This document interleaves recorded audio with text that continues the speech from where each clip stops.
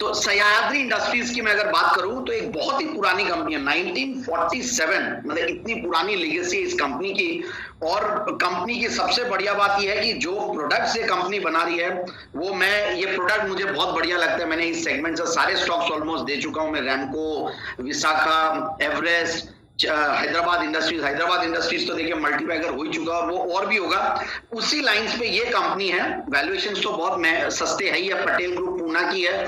और इन्होंने स्वस्तिक बोल के इनका एक ब्रांड आता है, सेम्प्लाई, इको प्रो, ये सारे इंटीरियर और एक्सटीरियर बिल्डिंग सिस्टम्स और रूफिंग सिस्टम से बनाते हैं। और सरकार जिस तरीके से अफोर्डेबल हाउसिंग के ऊपर, लॉजिस्टिक्स के ऊपर, वेयर हाउसिंग के ऊपर जो फोकस्ड है, तो मुझे लगता है ये सेगमेंट आने वाले दिनों में बहुत जबरदस्त करेगा। और रूरल भारत में, मतलब भारत की बात करें तो वहां पे कंजम्पशन जबरदस्त बढ़ रहा है। और सबसे बढ़िया बात है, जिस तरीके से एमएसपीज बढ़ रही है, जिस तरीके से रूरल इनकम बढ़ रही है, तो मुझे लग रहा है कि वहां पे और कंजम्पशन बढ़ता है और ये प्रोडक्ट्स रूरल में और भी ज्यादा यूज होते हैं इनके। और मुझे लगता है कि जिस तरीके के वैल्यूएशंस है बहुत ही सस्ते हैं, 9 के पी मल्टीपल पे ऑलमोस्ट, मैं यही बोलूंगा कि जीरो डेट तो नहीं है, बट 42 करोड़ का डेट है, 43 करोड़ का, दैट इज नेग्लिजिबल। और उसके सामने आप देखिए 30-31 का 30.9, 31% का रिटर्न ऑन कैपिटल एम्प्लॉयड, 29% का रिटर्न ऑन इक्विटी।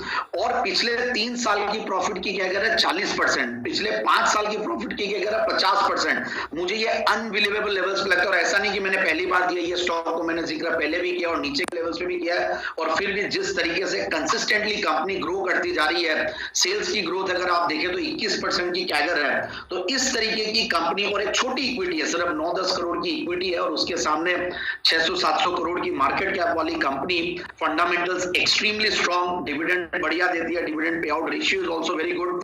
और डेट्स को ये लोग कंटिन्यूअसली रिड्यूस करते करते ऐसे लेवल्स पे लाएगी 0.20, व्हिच इज नेग्लिजिबल। और इस सेगमेंट की सारी कंपनियां जब बढ़िया कर ही रही है, तो मैं एक बार इसके क्वार्टरली रिजल्ट्स की बात करूं, टीटीएम बेसिस पे तो ये हाईएस्ट एवर एनुअल प्रॉफिट्स कमाई है 71 करोड़ का।